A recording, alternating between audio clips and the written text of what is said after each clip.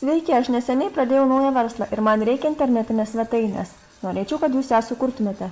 Galime, kokios jūs norėtumėt? Noriu, kad ji būtų tarp tokių svetainių kaip Facebook, MySpace, YouTube ir Twitter. Ir turėkite omenyje, kadangi tai naujas verslas, mano biudžetas ribotas. Galėsite įdėti savo svetainės nuorodą sukurtoje svetainėje, kad visi žinotų, jog jūs ją sukūrėte.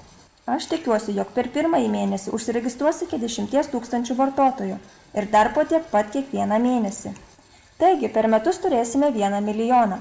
Mano geriausios draugės vaikinas jau turi sukūręs dizainą su Microsoft Word programa, tad jums bus mažiau darbo. Jūs turbūt juokaujate. Klausykite, nepraleiskite tokios progos.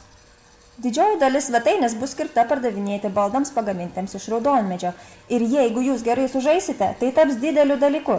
Ir aš jums mokėsiu komisinius nuo kiekvieno pardavimo. Beje, jums reikės mane iškelti į pirmuosius Google puslapius pagal tokius raktažodžius kaip mano baldai, staliukai, kavos staliukai, žaidimo stalai, teniso stalai, šokimo stalai, gėrimo žaidimai, Farmville, Mafia Wars, Scrabble, Facebook, MySpace, YouTube, Twitter, Google, Yahoo, Wikipedia, internetas, web svetainė, akmuo ir kiti raktažodžiai, kurie manote, jog būtų naudingi.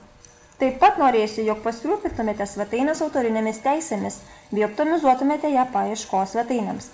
Man taip pat reikalingos profesionalios nuotraukos. Mes su savo partneriais apsitarėme ir esame pasiruošti svetainį išleisti ne 300 litų.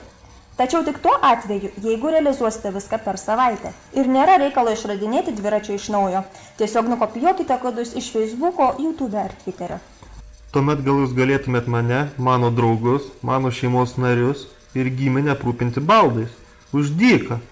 Su savo vardiniu ženklu. Tokiu būdu visi apsilankę mūsų namuose pamatys jūsų niekam tikusi logotipą ir žinos, jog jūs pagaminate šitos nevykusius baldus ir jūs sulauksite tonos žemo lygio verslo pasiūlymų.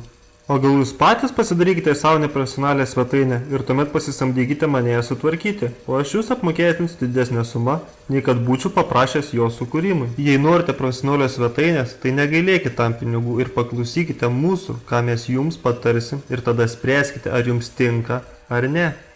Dėkoju už sugaištą laiką, buvo tikrai malonu.